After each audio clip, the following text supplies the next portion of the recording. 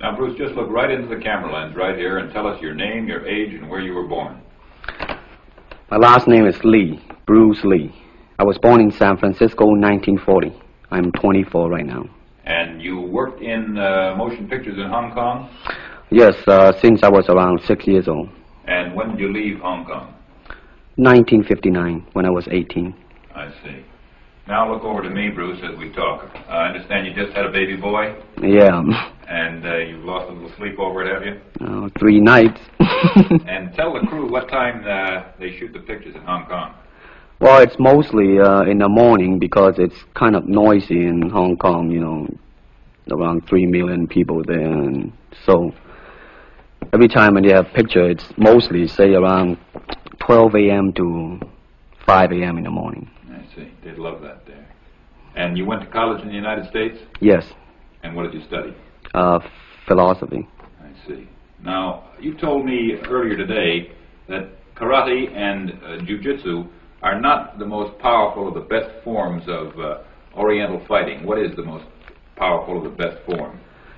Well, it's bad to say the best, but in my opinion, I think Kung Fu is pretty good. Would you tell us a little bit about Kung Fu?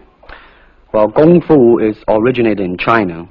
It is the ancestor of karate and jiu-jitsu. It's more of a complete system, and it's more fluid. By that I mean it's more flowing. There is continuity in movement instead of one movement, two movement, and then stop. Would you look right into the camera lens and explain the principle of the glass of water as it applies to Kung Fu?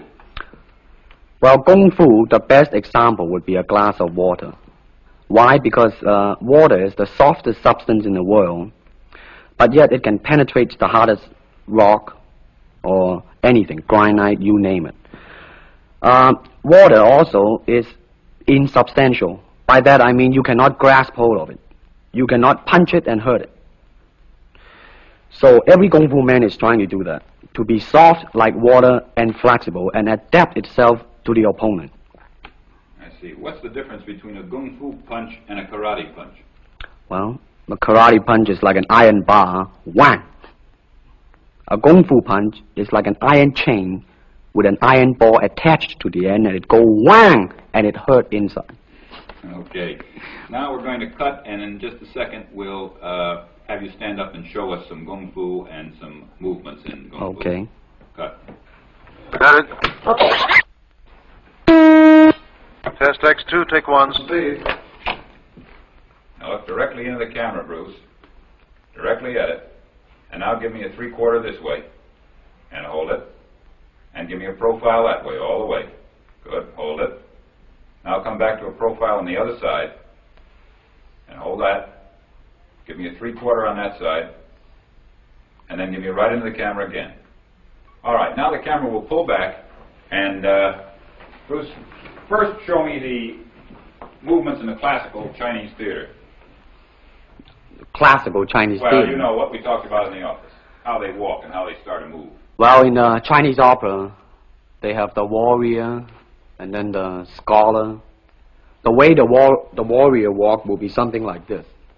Walking this way, straight, come out, bend, straight, and then walk out again.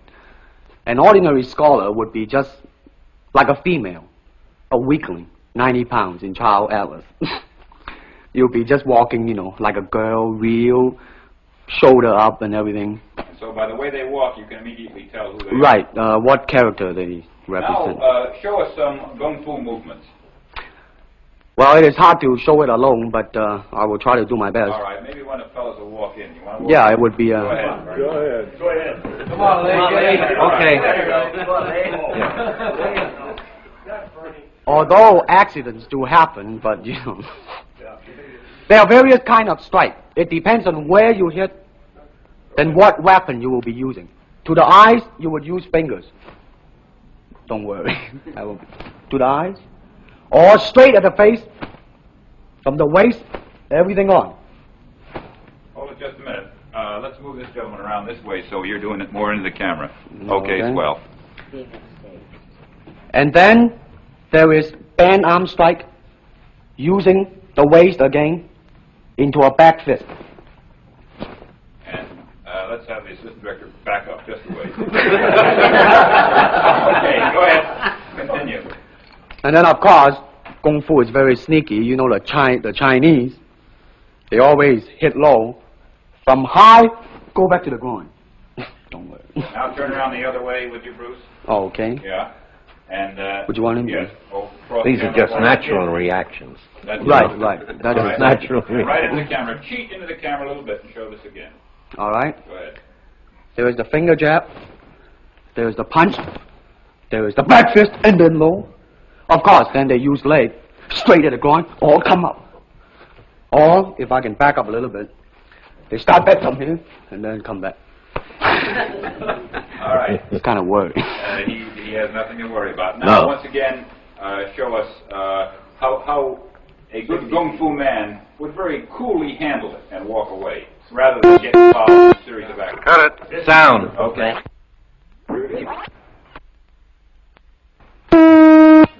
Test X2, take 2.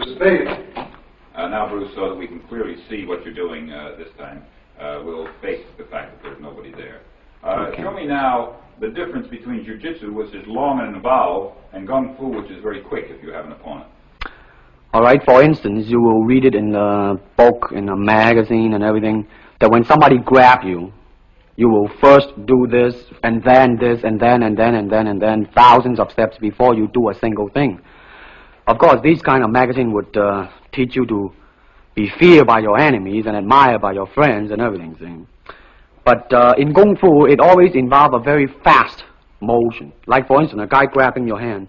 It's not the idea to do so many steps. Step him right on the instep. He'll let go. This is what we mean by simplicity. Same thing in striking and in everything. It has to be based on a very minimum motion so that everything would be directly expressed.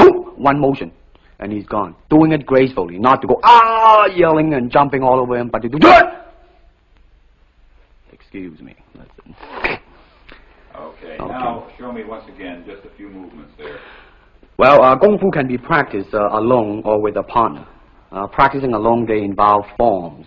Some imitate a crane, a monkey, a praying mantis. This is a crane form. Start off.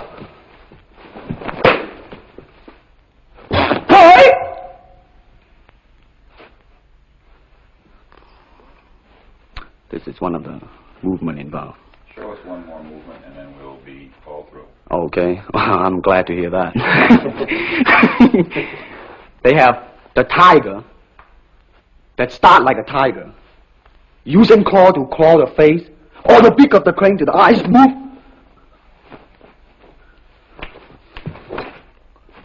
This is some of the movement involved. Thank you very much. Thank you very much.